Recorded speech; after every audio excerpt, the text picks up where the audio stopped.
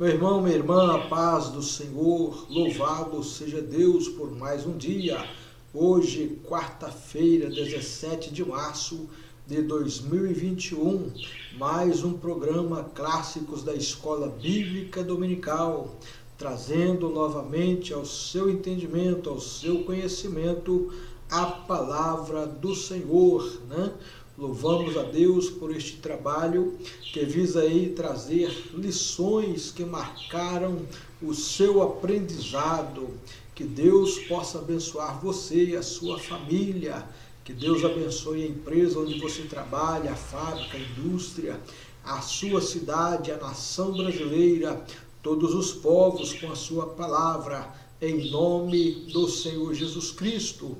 Meu querido irmão, minha querida irmã, hoje vamos estudar a lição de número 9, do dia 27 de novembro de 2016, com o tema O Generoso Ato de Fé. Louvado seja Deus. Texto áureo. Sucedeu também um dia em que, indo Eliseu a Sunem, havia ali uma mulher importante, a qual o reteve para comer pão, e sucedeu que todas as vezes que passava por ali, entrava para comer pão. Segundo o livro de Reis, capítulo 4, versículo de número 8. A verdade prática: a fé faz do crente um ser generoso. Leitura em classe está no segundo livro de Reis, capítulo 4, versículos 9 a 12. E também nos versículos 16 e 17.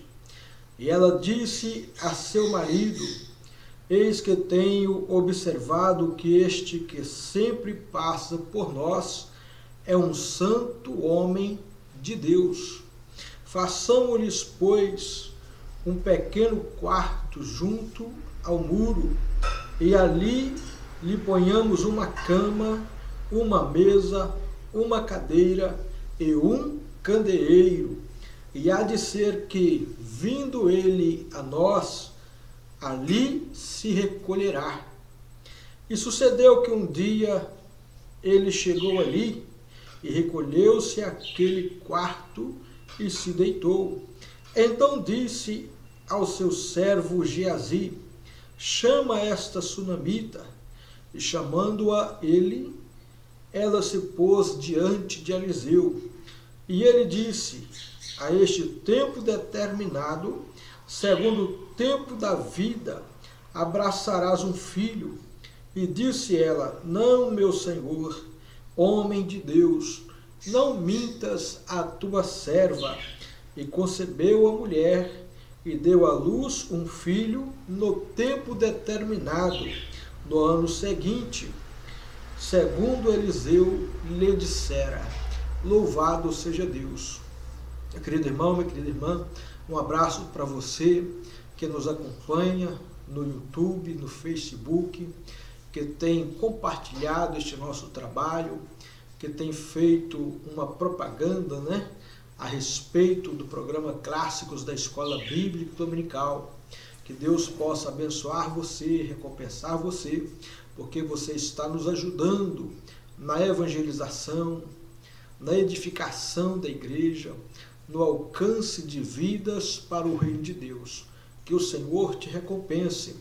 Você que ainda não é inscrito em nosso canal, se inscreva, nos ajude a propagar o Evangelho de Cristo. Amém? Que Deus abençoe você. Chegou o tempo da nossa oração, né? Nossa oração é muito importante, eu tenho dito aqui. Ela salva vidas, batiza com o Espírito Santo, cura enfermos, liberta possessos, oprimidos, deprimidos, viciados em drogas, alcoólatras, né? Liberta fumantes. Louvamos a Deus por isso, é o Senhor quem faz. Mas Deus só faz quando você e eu, né, pedimos, clamamos, suplicamos o seu favor. E é por meio da oração que a gente faz isto, né? E a mão de Deus se move a nosso favor. Então não deixe de orar, busque o Senhor, Se você está tranquilo, não está com algum problema, lembre que tem alguém com problemas, né? Seus parentes, seus vizinhos, seus amigos e até aqueles que se dizem seus inimigos precisam das suas orações. Pode ter certeza. Amém? Então nós vamos orar neste momento, né? Eu louvo a Deus que ontem, no culto, para a glória de Deus, Jesus batizou 4 pessoas com o Espírito Santo.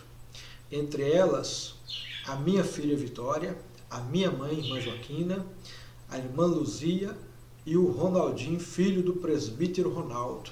Né? Louvado seja Deus pelo que o Senhor está fazendo por nós, ali na congregação da Rua Noruega 98, tá? Em Governador Valadares. Você, meu irmão, minha irmã, querendo nos visitar, assistir os cultos, né? Estar conosco ali adorando ao Senhor, né? Você será muito bem-vindo. Nossos cultos são terça, quinta e domingo, sempre às 19h30. E também temos a nossa escola bíblica dominical, todos os domingos, né? A partir das 9 horas da manhã às 10h30 da manhã. Então vocês estão convidados a estarem conosco em nossos trabalhos. Que Deus abençoe vocês em nome do Senhor Jesus. Amém? Pois bem, a lição diz assim, né? Aliás, os pontos importantes a serem observados nesta lição. Esta mulher era uma mulher de fé. Primeiro ponto. Segundo ponto, esta mulher tinha uma alma generosa. Terceiro ponto, esta mulher era uma mulher prudente. Pode ter certeza disso. Mulher de fé, generosa e prudente, ok? E ela passou a acreditar em Deus e nas suas promessas. Amém? Então vamos estudar esta lição. Vai ser uma bênção para você, vai ser uma bênção para a sua família, para os seus amigos, para os seus vizinhos. Louvado seja Deus. Portanto, compartilhe em nome do Senhor Jesus. Introdução, né? Aliás, vamos considerar alguns pontos primeiro. Fé. O que é fé? A Bíblia nos traz o conceito de fé, segundo o que está na carta aos Hebreus, capítulo 11, versículo 1. De sorte que a fé é o firme fundamento das coisas que se esperam, as quais não se veem. Então, isto é fé. É o firme fundamento. Você tem que estar fundamentado, né, em algo que você sabe que vai acontecer e que você não vê, mas está esperando acontecer. Por exemplo, o arrebatamento da igreja. A Bíblia diz que ele vai acontecer. Está fundamentado na palavra. Agora eu tenho que estar esperando o dia do arrebatamento e em condições para fazer parte do arrebatamento da igreja. Hebreus capítulo 11, versículo 6, nos mostra, né, a questão de como agradar a Deus. Né? O autor da carta aos Hebreus diz que sem fé é impossível agradar a Deus, pois é necessário que aquele que busca Deus creia que Ele existe e que é galardoador daqueles que o buscam. Louvado seja Deus. Então tenha fé. Né? Como é que eu vou conseguir ter fé, pastor Ronildo?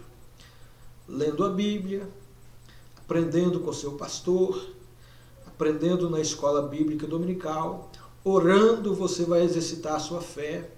Quando você vê Deus fazendo os milagres que você pedir, a sua fé vai ficar cada vez mais forte. Né? Quando você vê também Deus fazer um milagre na vida de alguém, com certeza é para aumentar a sua fé. Ok? Então a fé, Paulo diz que ela nasce no nosso coração. Né? quando a gente ouve a palavra. De sorte que a fé vem pelo ouvir e ouvir pela palavra. Romanos 10, 17. Ok? Agora, o que é uma pessoa generosa?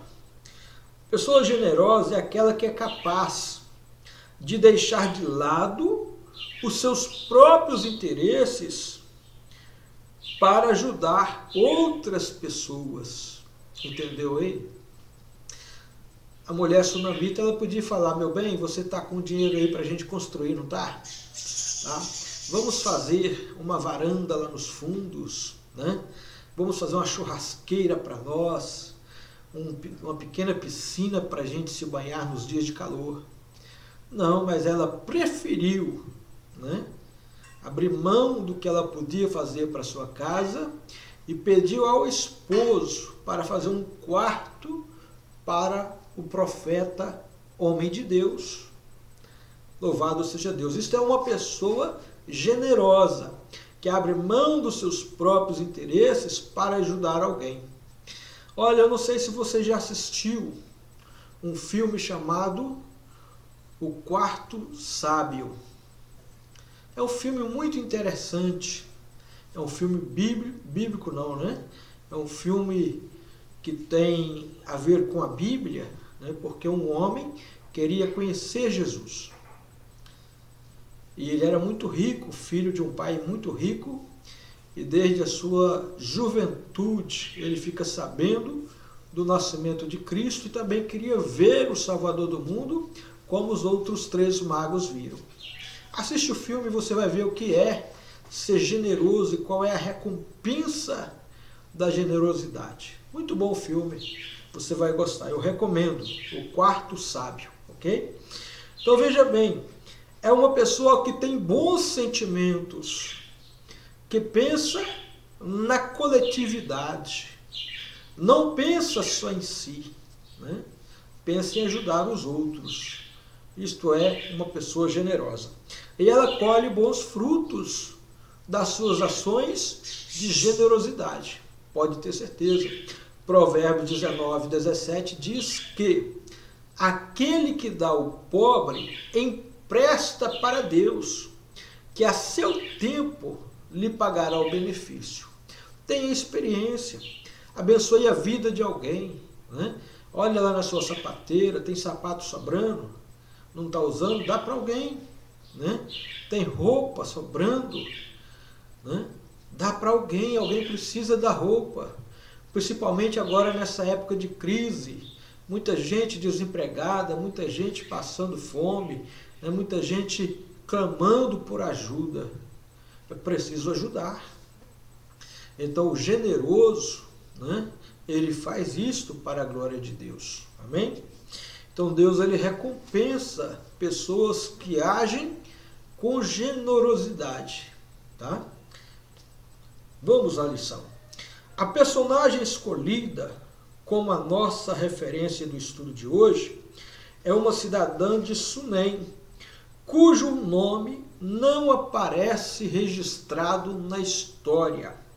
Nos dias do profeta Eliseu, né, nunca se divulgou o nome dessa mulher, só fala mulher sunamita, porque ela era de Sunem. Tá? Ela nos deixou alguns exemplos de prática de fé. Ela somou algumas experiências citadas num único relato, o que não é muito comum nas histórias da Bíblia, a não ser que a personagem seja o alvo direto de Deus no fato. Favor, né? Aprender estudando. Amém? Então vamos lá, uma mulher que viveu no anonimato, né? Ela fez uma casa para o profeta. Deu para ele uma cama, deu para ele uma mesa, deu para ele, né, um candeeiro e uma cadeira. Ela não tirou selfie. Tem muita gente hoje fazendo obra de caridade, né, e fazendo selfie. Teve um prefeito de uma determinada cidade, juntamente com a sua comitiva, foi numa escola entregar um bebedouro. Como era o bebedouro? Um filtro de barro que não cabe 10 litros, né, de água, e tirou foto, fez selfie. Eita, que situação, viu? Misericórdia. Então tem muita gente hoje fazendo isso, dando um par de sapato e chamando, vem cá, vamos tirar uma selfie aqui, quero mostrar para os meus colegas que eu te dei um par de sapatos. Meu irmão, minha irmã, ninguém precisa saber do que você está fazendo para alguém, né? A Bíblia diz, se você der com a sua mão esquerda, que a direita não sabe.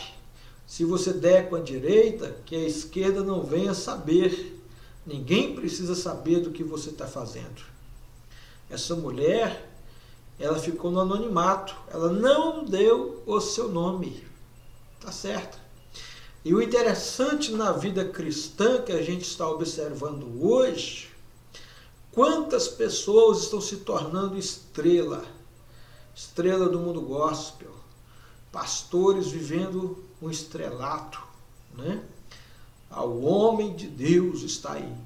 Tudo bem, pode ser um homem de Deus, mas você fazer uma propaganda, né, esquecendo de que o nosso alvo é Cristo e que a Ele deve ser dada a glória, você está cometendo um pecado, você está se exaltando, né? Eu disse aqui ontem, né, que no final da Copa João Avelange, no ano de 2000, né, o Vasco, em São Januário, fazia a final contra o São Caetano. E a torcida, alguém da torcida colocou lá, se Deus é 10, Romário é 11. O que aconteceu? A arquibancada veio abaixo, feriu muitas pessoas. Então temos que tomar cuidado com isso. É melhor viver no anonimato, né? E a gente observa personagens importantes do Novo Testamento também, que viveram no anonimato. José de Arimateia, né, era um discípulo de Cristo às ocultas, porque ele tinha medo da perseguição, né? E ele foi lá e pegou o corpo de Jesus para sepultar no seu sepulcro, João 19:38. E a gente observa também João Batista, falando, né, em João capítulo 3, versículo 30, convém que ele cresça, que eu diminua, ou convém que eu desapareça e ele apareça. Então, meu irmão, minha irmã, este é o caminho, né? Glorificar o nome de Deus, a honra e a glória pertence a Ele. É o que está em Romanos capítulo 11, versículo de número 36, como escreveu o apóstolo Paulo. Vamos ler? Paulo disse assim: porque dele, e por ele, e para ele são todas as coisas. Glória, pois, a ele eternamente. Amém? Nesta lição nós vamos também entender que Eliseu andou, né, para com esta mulher e para com seu marido como um homem comum, até que ela percebeu, até que ela viu que de fato ele era um homem de Deus.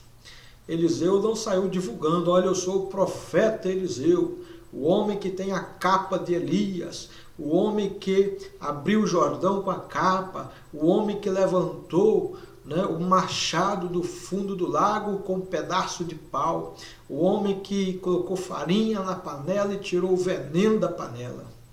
Eliseu não fez isto, né? Ele nunca se intitulou responsável pelos milagres, pelos feitos que aconteceram no seu ministério, mas ele sempre orou a Deus, pediu de Deus os seus milagres. Amém? Vamos lá. Então, 1 Coríntios 10:31 diz aos salvos: portanto, quer comais, quer bebais, ou façais qualquer outra coisa, façais para a glória de Deus. Amém? Fé é a força da generosidade, né? É interessante a carta de Tiago. Tiago diz assim, olha, se você vê que teu irmão vai à tua casa, né, e carece de roupa, e você fizer para ele uma oração, vai em paz, né? O que você fez de bom? Nada. Você, pelo contrário, envergonhou. Foi o nome de Deus. Devia ajudar aquela pessoa, não despedi-lo nu. Então, o Tiago está falando isso, né? Que a fé, quem tem fé de fato, sente-se comovido, né? Sente empatia, se coloca no lugar do outro e ajuda a pessoa. É comovido a praticar atos de generosidade. Amém? Então vamos lá. Sucedeu também um dia que, indo Eliseu a Sunem, havia ali uma mulher importante, né? A qual reteve para comer pão. E sucedeu que todas as vezes que passava por ali, entrava para comer pão. O ato de fé daquela mulher era generosidade. Sem conhecer o profeta Eliseu, ela lhe oferecia pão todas as vezes que ali passava pela casa dela. Ou seja, ela fazia bem a uma pessoa que ela não conhecia. Isso é uma virtude.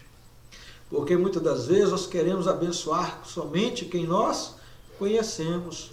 Passa alguém na nossa porta pedindo ou demonstrando ser alguém carente de alguma coisa e nós não ajudamos. Isso é um problema sério. E ela viu que Eliseu fazia aquela rota sempre, passava sempre na sua porta, no seu caminho, e ela pensou, este homem, não sei de onde ele vem, nem para onde ele vai, mas o certo é que está passando na minha porta.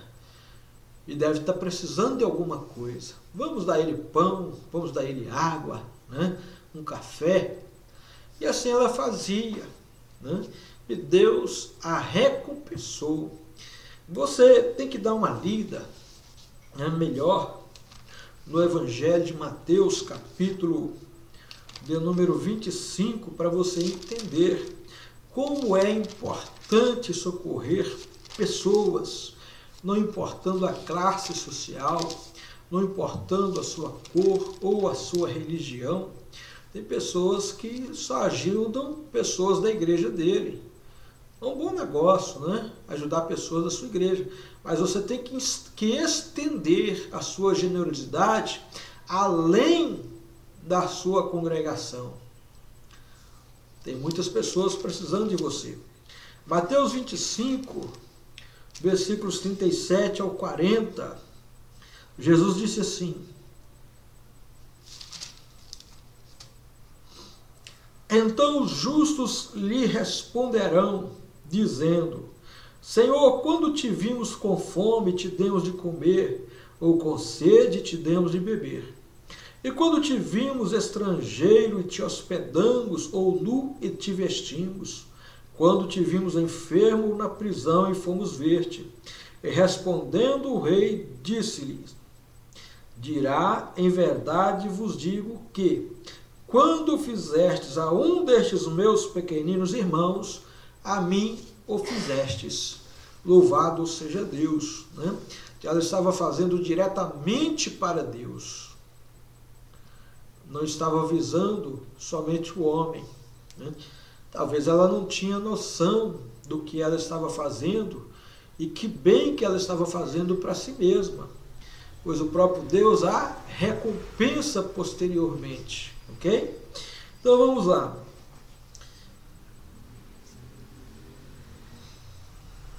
Devemos lembrar que a fé sempre está acompanhada da esperança, do amor, como declara o apóstolo Paulo em 1 Coríntios, capítulo 13, versos também 13. Né?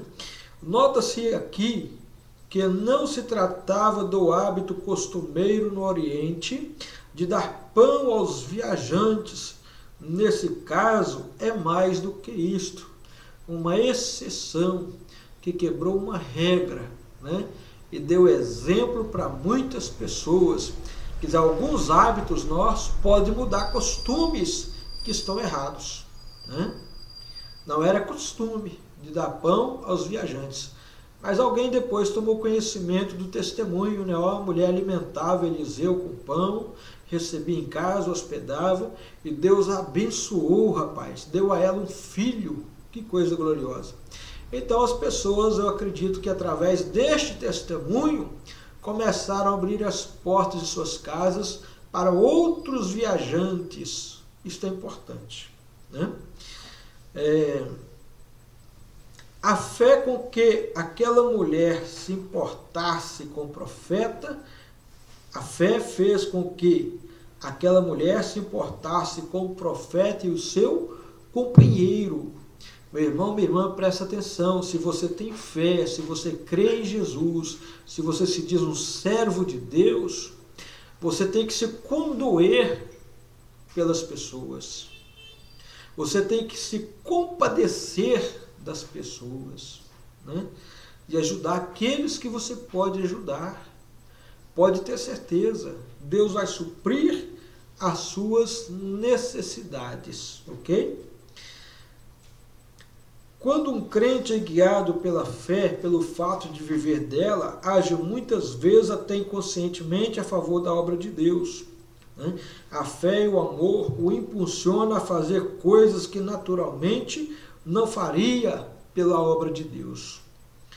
Quem vive pela fé são os que são guiados pelo Espírito Santo, por isso estão sempre a serviço do reino de Cristo, ainda que não entendam o que estão fazendo naquele dado momento. Ela sentia o desejo de dar do seu pão, como se estivesse simpatizada por ele, mas também não sabia explicar por quê. Eu acredito que era Deus, né, cuidando do seu servo Eliseu e providenciando um meio para que aquela mulher gerasse filhos, né? Pode ter certeza disso. Ela não conhecia o profeta, procurou conhecê-lo. Depois de conhecê-lo, abre as portas para ele, dá a ele pão, né, todos os dias que passava ali com Geazi. E depois que ela vê o comportamento daquele homem, que vê que ele é um santo homem de Deus, ela pede ao marido para construir um quarto para ele repousar. Meu irmão, minha irmã, olha a prudência dessa mulher. Via ele passando pela rua, sempre fazendo aquele trajeto, e oferecia-lhe pão, tá? Sentava-se à sua mesa. Foi conhecendo aquele homem, vendo que era um santo homem de Deus. Prudência, algo que está faltando em muita gente nas igrejas de hoje. Prudência, tá? Nós vamos chegar no ponto onde a gente está querendo. Aí entende-se que o cuidado de Deus, Salmo 37, 25, Davi diz assim: fui velho, fui moço e hoje sou velho. Nunca vi um justo desamparado e nem a sua descendência mendigar o pão. Davi observava as pessoas de Deus, os justos, como eles se comportavam e como Deus os abençoava e cuidava deles. Então ele viu que Deus nunca os desamparou e nunca viu a sua descendência mendigar o pão. Deus estava cuidando do profeta Eliseu e do seu moço Geazi, ok? Aí a gente vai entender o lado agora da mulher, né? Mateus 6,36. Buscai em primeiro lugar o reino de Deus e a sua justiça, e as demais coisas vos serão acrescentadas. Aquela mulher era uma mulher importante, não sei em qual sentido que a Bíblia diz, se ela era líder da comunidade, se ela era uma pessoa importante na sua família, né? Talvez por causa de alguma escolaridade, de conhecimento, né? Se ela era uma instrutora naquela localidade, ou se era porque ela tinha um marido, né? Ela tinha uma riqueza material muito boa, mas diz que ela era importante. Mas agora o que a gente entende é que o mais importante ela estava fazendo, buscando em primeiro lugar o reino de Deus e a sua justiça, né? Tratando bem os servos de Deus, cuidando da obra do Senhor, mesmo que indiretamente sem saber. Mas aí vem a promessa, né? Quando alguém busca em primeiro lugar o reino de Deus e a sua justiça, as outras coisas são acrescentadas, Deus prospera. O que faltava para completar aquela mulher e o seu marido, a sua felicidade, era a felicidade de um filho, né? E Deus deu a ela o filho, ok? Visão da fé. E ela disse a seu marido: eis que tenho observado que este que sempre passa por nós é um santo homem de Deus. Meu irmão, minha irmã, olha, nós estamos sendo vigiados, né? Alguns lugares que a gente passa, tem umas plaquinhas, né, dizendo: sorria, você está sendo filmado. E hoje muitas pessoas têm um celular na mão, que filma, que tira foto, né? Então a vigilância sobre nós aumentou. Veja bem como está escrito em Hebreus capítulo 12, versículo 1, né, na carta aos Hebreus. O autor diz assim: visto que estamos rodeados de uma tão grande nuvem de testemunhas, deixemos todo o embaraço e o pecado que tão de perto nos rodeia. Ele estava falando das testemunhas da galeria da fé, que está na carta aos Hebreus, no capítulo 11. Né? Mas buscando para o nosso tempo, ou para todos os tempos, existe um grande número de testemunhas à nossa volta, vendo o que estamos fazendo. Né? O pedido ali foi para os leitores da carta buscar compreender, né, como praticar a fé, como Abraão, como Sara, como Jacó, como José, como Moisés, como Josué, tantos homens de Deus, né, que exerciam a fé. Mas puxando, né, o versículo de uma forma isolada, vamos ter lá: estamos rodeados por uma tão grande nuvem de testemunhas. Né? O centro da cidade ele é monitorado. Né? Tem câmeras observando o que as pessoas estão fazendo. Né? Alguém brinca que antigamente a pessoa ia ao mercado municipal com R$20 e trazia uma sacola cheia da feira: tomate, pepino, repolho, melão, abacate, banana, taioba, couve, alface. Aí, assim, hoje não dá, porque tem muita câmera. A verdade, né?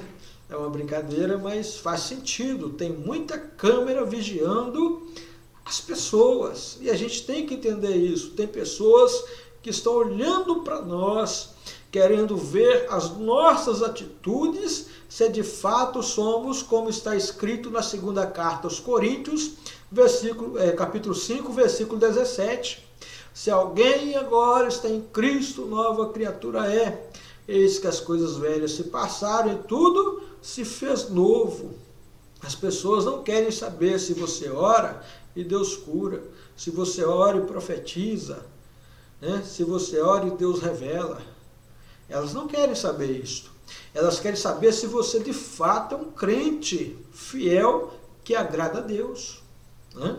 Pode ter certeza disso. O apóstolo Paulo, na primeira carta aos Coríntios, capítulo 10, versículos 32 e 33, ele vai dizer assim para a igreja. Né? Vamos ler? Amém?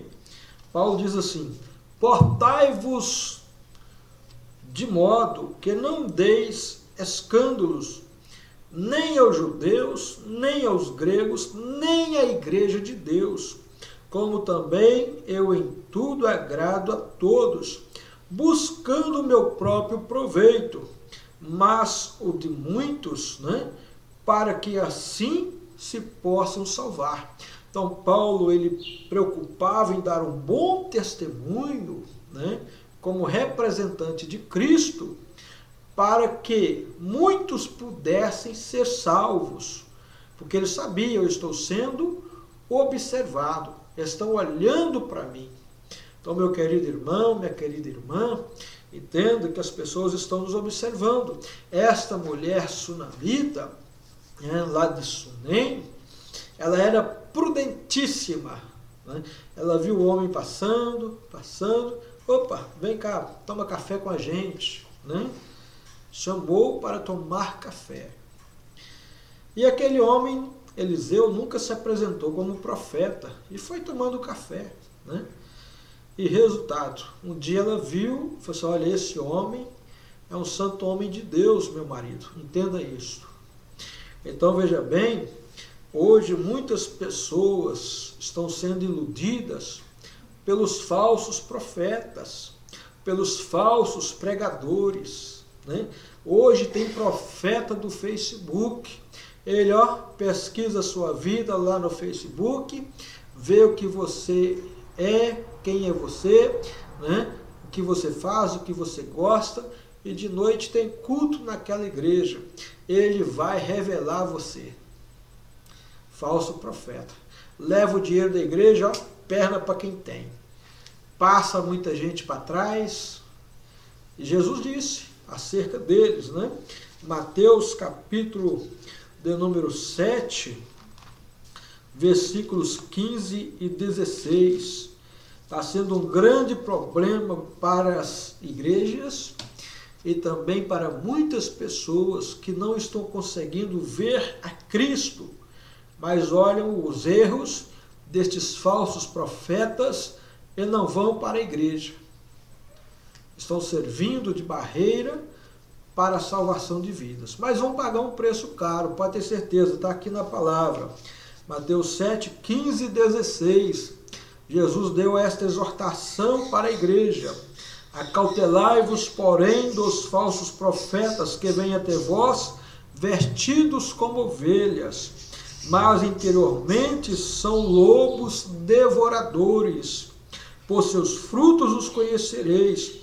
Porventura colhem-se uvas dos espinheiros, ou figos dos abrolhos? Assim toda árvore boa produz bons frutos, e toda árvore má produz maus frutos. Não pode a árvore boa dar frutos maus, nem a árvore má dar frutos bons, né? Todavia, a árvore que não dá bom fruto, corta-se e lança-se no fogo. E pelos seus frutos vocês os conhecerão. A mulher procurou ver em Eliseu os bons frutos. Depois que ela viu, não, o camarada é um santo homem de Deus, né? Prudência, conhece primeiro, né?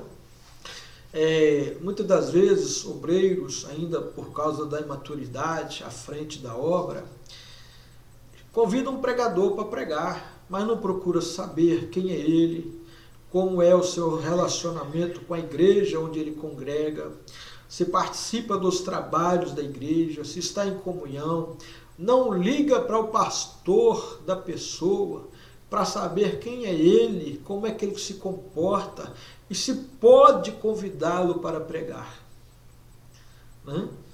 E convida, de repente tem um problemão dentro da igreja, é um problema sério, né? Os falsos pregadores, os falsos profetas. Pregador que não tem compromisso com o seu pastor, com a igreja onde ele congrega, não serve para pregar, nem na sua igreja, nem em lugar nenhum. Ele tem que se consertar primeiro, tá? Entender que ele precisa produzir bons frutos, ter uma vida de testemunho, uma vida louvável diante da sociedade, ok? Dentro e fora da igreja. Então vamos lá. Ela foi muito prudente e foi muito feliz, né, ao se comportar assim com Eliseu. Trouxe a ela resultado. Engravidou e deu à luz um filho. Veja bem, depois de alguns dias alimentando o profeta Eliseu e o seu moço, passou a observá-lo no seu trânsito diário e viu no Senhor que se tratava de um servo de Deus. Né? Não abre as portas sem antes conhecer. Não dê estadia sem antes conhecer.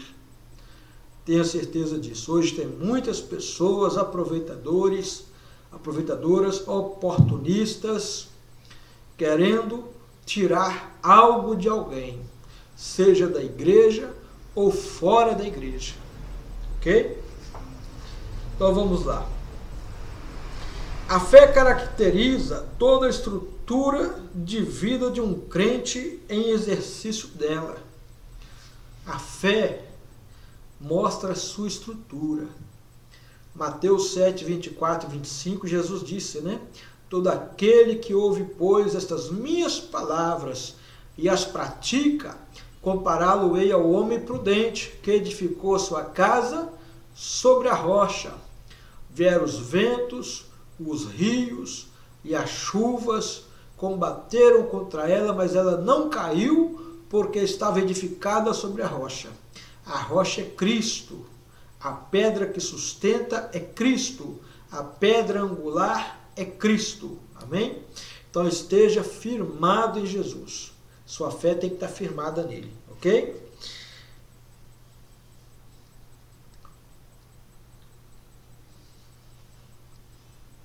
O crente fiel não precisa de outdoor, nem propaganda na mídia. Precisa de santidade e pureza, devida para ser detectado pelos outros, sejam crentes ou não. Né? Então veja bem, nós não precisamos fazer propaganda de nós mesmos. Tá? Tem gente que sai se gabando, eu sou profeta de Deus, como profeta de Deus eu profetizo nesta noite. Né? Deus não quer isso para a sua vida. Deus quer que você, na humildade, seja usado por Deus. Provérbios capítulo 27, versículo 2, vai nos ensinar isto. Louve-te o estranho, e não a tua boca, o estrangeiro, e não os teus lábios. Você não precisa fazer propaganda. A sua vida fala por você mesmo. Eu aprendi um negócio com o pastor Isaac Bessa, eu já disse aqui, que ele conversando com alguém, né, ele disse, você é presbítero? E ele disse, não, eu não sou. E ele falou, olha rapaz, o importante não é você dizer que é, mas é as pessoas olharem em você e dizer que você é um presbítero. E ele falou com a pessoa, eu sempre te vi como um presbítero. Ele não sabia que você não era presbítero. Que bom, né? Louvado seja Deus, é glória para Deus. Amém?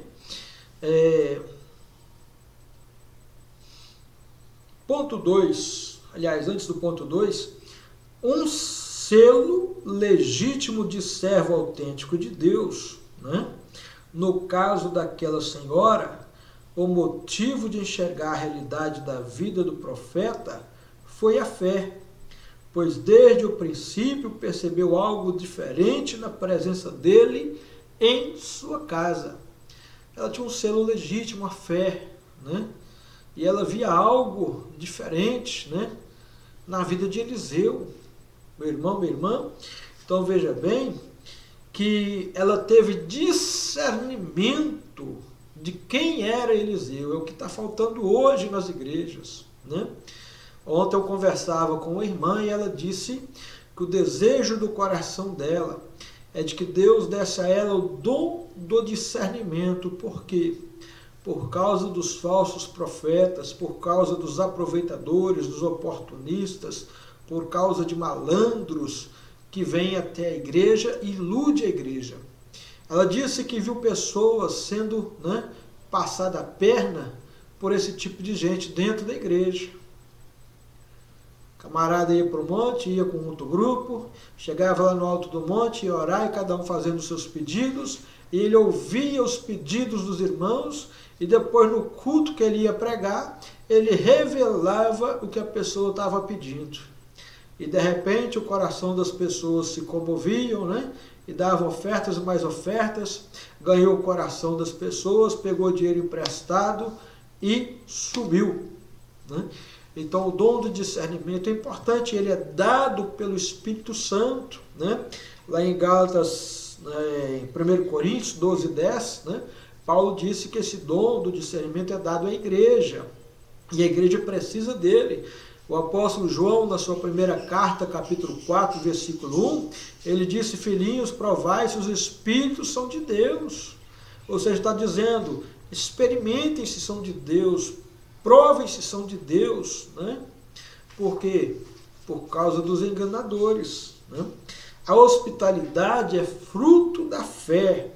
Façamos-lhes, pois, um pequeno quarto junto ao muro, e ali lhe ponhamos uma cama, uma mesa, uma cadeira e um candeeiro, e há de ser que, vindo ele a nós para ali, se recolherá. Meu irmão, minha irmã, olha aí mais um ato de prudência desta mulher, né? Desta sunamita. Hoje nós, por causa da nossa simplicidade, nós abrimos as portas da nossa casa, e às vezes por falta de quarto suficiente, né? E por uma humildade, porém sem sabedoria, a gente dá o nosso quarto para um casal que vem, né? Para dormir na nossa cama. E o nosso quarto é um lugar sagrado, é seu e da sua esposa. A Bíblia diz que o leito deve ser sem mácula, sem mancha. Aí você põe um casal para dormir na sua cama, que faz de tudo que não deve na hora da cama, né? Na hora do relacionamento sexual. E o seu quarto vira um ninho de demônio. Isso é uma verdade, né? Resultado, te traz problema. Então, aquela mulher, ela não deu estadia, hospedagem a Eliseu, enquanto o quarto não ficou pronto para ele, né? Então a gente tem que pensar nisso. Seu quarto é um lugar de oração, é um lugar do seu relacionamento íntimo com a sua esposa, né? É um lugar de você se relacionar com o Senhor, e ali você vai ver, né? Deus vai até te mostrar que não é para fazer isso, porque você não pode abrir a porta do seu quarto para outro casal. Você não sabe como eles se comportam na cama. E ela nunca, né, essa mulher sunamita, nunca deu hospedagem a Eliseu enquanto o quarto não ficou pronto. Não, aquele quarto é para ele, né? O meu quarto, ela pensava, é coisa minha, é do meu marido, é o meu lugar de oração, é o meu lugar de eu exercitar a minha comunhão com o Senhor. Oh, aleluia!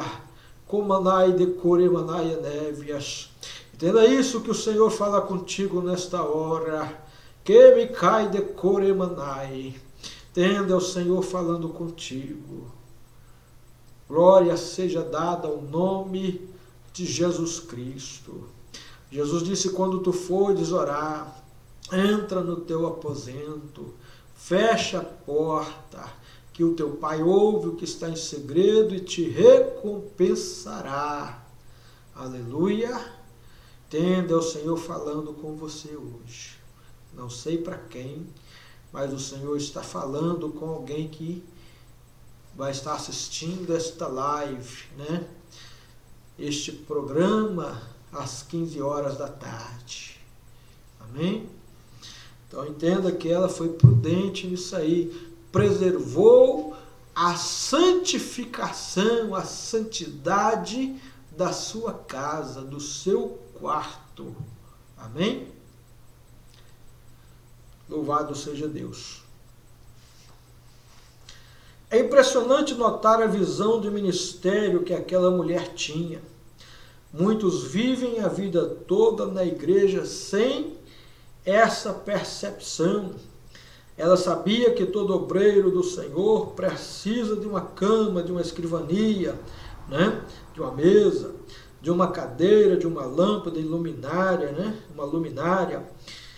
Com certeza sabia também o que significava, né? Cada objeto que ela ofereceu ao profeta.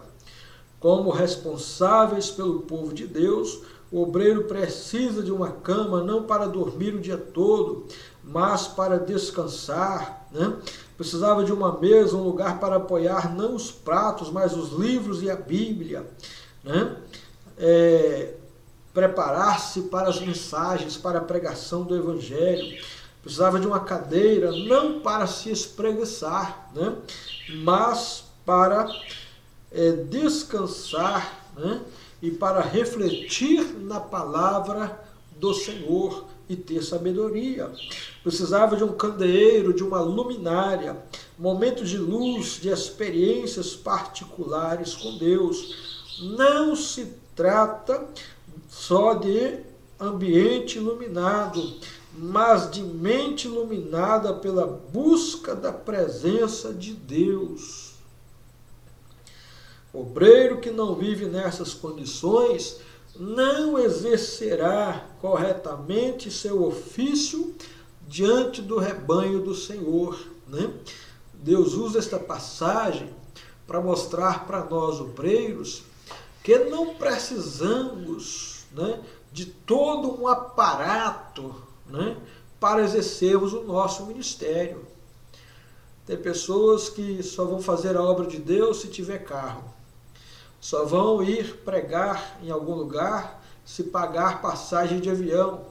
Só vão ir para algum lugar pregar se pagar hospedagem em hotel 5 estrelas. Só vão ir pregar se a oferta for acima de 10 mil. Caso contrário, não prega. Misericórdia, né? É o que está acontecendo hoje. E o pastor, a igreja que paga, está cooperando na comercialização do Evangelho. Tem que parar com isso. Entender que um homem de Deus é simples, né? É óbvio que você não vai jogá-lo, né, num lugar terrível, que não oferece um descanso, que não oferece possibilidade de reflexão na palavra, de alimentar-se bem, né? Mas estamos falando de um tratamento que estão dando a muitos e depois descobre os problemas e vai entender, olha, fomos saqueados, né? Fomos passados para trás. Depois que a casa cai, meu amigo, grande é a queda, diz a Bíblia, né? O problema é sério. Então valorizem os homens de Deus que têm o seu ministério. Vocês, em cada ministério, existem homens de Deus, pregadores, bons pregadores, comprometidos com a sua denominação, comprometidos com o reino, com a palavra, né? Que não vão explorar a igreja. Tudo bem, deve ser dado uma oferta, sim. Deve ser colocado num lugar, né, que a pessoa possa descansar, possa refletir na palavra, para depois pregar. Vai ser uma bênção, pode ter certeza. Mas ligou fazendo exigências, faz igual eu já fiz, né? Falou, muito obrigado, não quero mais. Corta a conversa. Eu já fiz isso com pessoas que estão por aí, né? E sabem, né, que eu já fiz mesmo e faço.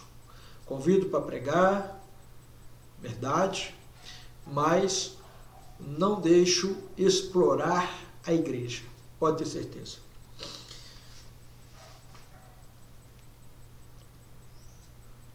Samuel entendia o seu ministério e ele sabia das suas responsabilidades. 1 Samuel 12, 23. Longe de mim pecar contra o Senhor, deixando de orar por vós e de vos ensinar o caminho bom e direito. Samuel sabia do que ele precisava, de um lugar para orar e de um lugar para meditar na palavra, porque depois do culto ele ia ensinar o povo. O apóstolo Pedro e os demais apóstolos, né, disseram a mesma coisa em Atos capítulo 6, versículo 4. Nós, porém, perseveraremos na oração e na palavra. Então eles tinham que ter um lugar para que pudessem orar e meditar na palavra. Você precisa disso, separar um lugar na sua casa para isso, amém? Aí você vai exercer o seu ministério com mais eficiência, vai dar mais frutos para a glória do nome de Deus, amém? Veja bem, a visão ministerial da mulher sunamita. Como é interessante o que essa mulher fez. Ela deu suporte ao profeta para exercer o seu ministério, né? Ela deu a ele um quarto, cama, cadeira, uma mesa, luminária. Então, meu irmão, minha irmã, é dar a mão às pessoas que estão de fato cooperando na obra de Deus. Um grande problema hoje de muitos ministérios é acharem que são a última ou a única Coca-Cola do deserto, né? Não se comunicam com outros pastores, não estendem as mãos, fazem a obra de Deus sozinhos. Resultado, pensando que a salvação está em seu ministério. Isto é um sério problema. O apóstolo João e o apóstolo Tiago, né, quando eles estavam ainda andando com o Senhor, lá no livro de Lucas, capítulo 9, versículos 49 e 50, eles falaram assim para Jesus: Senhor, nós vimos um que em teu nome expulsava demônios, e nós o proibimos, achando que estavam fazendo um grande negócio. E Jesus disse: não o proibais, porque quem não é contra nós, é por nós. Meu irmão, Jesus estava falando que o Evangelho, a pregação do Evangelho, não é monopólio de nenhuma igreja. Não é monopólio da Igreja Católica, não é monopólio da Assembleia de Deus, não é monopólio da Quadrangular, da Chamas do Avivamento, da Presbiteriana, de igreja nenhuma. O Evangelho é uma responsabilidade de cada membro do corpo de Cristo, da igreja. Olha que importante para o apóstolo Paulo e Barnabé, na carta de Paulo aos Gálatas, capítulo 2, versículo 19, você vai encontrar Paulo dando um testemunho do que os apóstolos fizeram por ele e por Barnabé. Amém? Gálatas 2, versículo 9. Amém? Diz assim: e conhecendo Tiago, Cefas e João, que eram considerados como as colunas, a graça que se me havia dado, deram-nos as destras, em comunhão comigo e com Barnabé, para que nós fôssemos aos gentios e eles à circuncisão. Tiago, Pedro e João reconheceram o importante trabalho que Paulo e Barnabé estavam fazendo na evangelização dos gentios. E deram a eles total apoio, deram a destra, a mão direita. Olha, que o Senhor seja com vocês, que o Senhor os use, que o Senhor, os faça avançar na pregação do Evangelho. Irmãos, é isto que nós da igreja, deste tempo presente, precisamos fazer como igreja. Nos unirmos na evangelização, nos unirmos para fazermos a obra missionária. Talvez o seu ministério é um ministério pequeno, não tem condições de sustentar um missionário. Mas se você chamar um outro pastor de um outro ministério e falar: rapaz, eu gostaria de apoiar um missionário lá na África, ou na América do Sul, ou na América Central, mas eu não tenho condições financeiras sozinho para fazer isto. Vamos fazer um negócio, vamos unir o nosso ministério em prol desta causa, daquela nação que está padecendo, sem pregadores, sem pastores. Meu irmão, minha irmã, Aleluia, louvado seja Deus, né? Vai ser algo maravilhoso, é o que estamos precisando fazer. Este é o tipo, né, a típica demonstração de como devemos agir na obra de Deus. E a mulher sunamita, ela deu suporte para o profeta Eliseu. E a igreja precisa se unir para enviar missionários e para dar suporte aos missionários. Amém? Então nós temos que fazer assim, para a glória de Deus, né? Vamos ao ponto 4, a bênção adquirida, amém? E concebeu a mulher e deu à luz um filho, tá? No tempo determinado, no ano seguinte, que Eliseu lhe dissera, o menino nasceu, né? Mas passou um tempo, aquele menino cresceu, chegou ali por volta dos seus 7 anos, e um dia no campo, né, sentiu uma forte dor de cabeça, gritava ai, ai, ai, e começou a passar mal, caiu e morreu. Sua mãe levou o menino, pôs no quarto do profeta, em cima da cama do profeta. Olha, interessante aí que eu vou voltar atrás, né, do que eu falei antes, a santidade que deve ser exercida no seu quarto. Era um quarto de profeta, ela sabia disso e pôs no quarto do profeta um santo homem de Deus. Ela sabia que naquele quarto não era praticado ato de promiscuidade, não era praticado ato de prostituição, de fornicação. Ela falou, não, aqui é o quarto do homem santo de Deus. E pôs lá. Quando Eliseu vem para orar pelo menino, ele entra no seu quarto, fecha a porta e começa a orar, aquece o corpo do menino e depois aquele menino ressuscita e ele o entrega à sua mãe. Né? É obra de Deus, a bênção adquirida por ter investido, né, no homem de Deus, por ter dado suporte ao homem de Deus para cumprir o seu ministério. Olha, você, membro da Igreja de Cristo, talvez você não foi chamado para ser pastor, missionário, evangelista, né? Mas você foi chamado por Deus para dar frutos. Você pode contribuir na obra de Deus, você pode dizimar para a glória de Deus. Quem dizima na igreja, quem oferta na igreja, está dando suporte ao ministério para estar fazendo a obra de Deus, para estar cumprindo o ide de Jesus. João 15,16, né? João escreveu que Jesus disse, não fostes vós que me escolhestes, mas eu vos escolhi a vós e vos nomeei. Para que, olha o objetivo aí da chamada, para que vades e deis fruto, a fim de que o vosso fruto permaneça.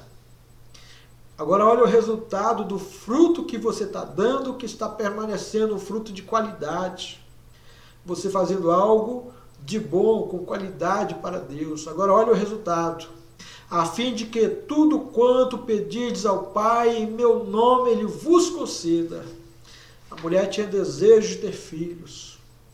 Ganhou o filho que Deus fez gerar no seu ventre, e ele cresceu.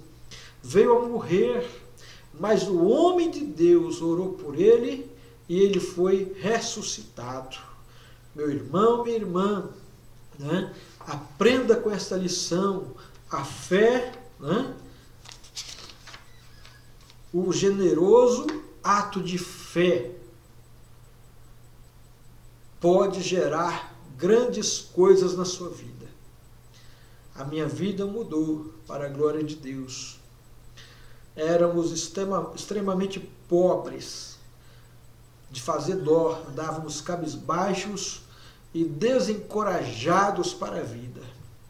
Mas quando conhecemos a Cristo, né, Ele nos salvou, nos libertou, né, e nos abençoou para a glória do nome dEle. Mas eu louvo a Deus, para a glória de Deus, que desde quando eu conheci a Cristo Jesus, né, Nos meus primeiros dias de fé, ninguém nunca tinha falado comigo sobre dízimo e oferta. Mas eu propus no meu coração ser dizimista e ofertante na obra de Deus. E para a glória do Senhor, Deus mudou a minha história, mudou a história da minha família. Que Deus em Cristo te abençoe em nome do Senhor Jesus. Reflita nesta palavra. Que Deus abençoe você e a sua casa em nome do Senhor Jesus. Amanhã, querendo Deus, às 15 horas da tarde aqui no YouTube, e também no Facebook, estaremos com uma outra lição para você, que marcou o seu aprendizado em mais um Clássicos da Escola Bíblica Dominical. Em nome do Senhor Jesus, que Deus te abençoe.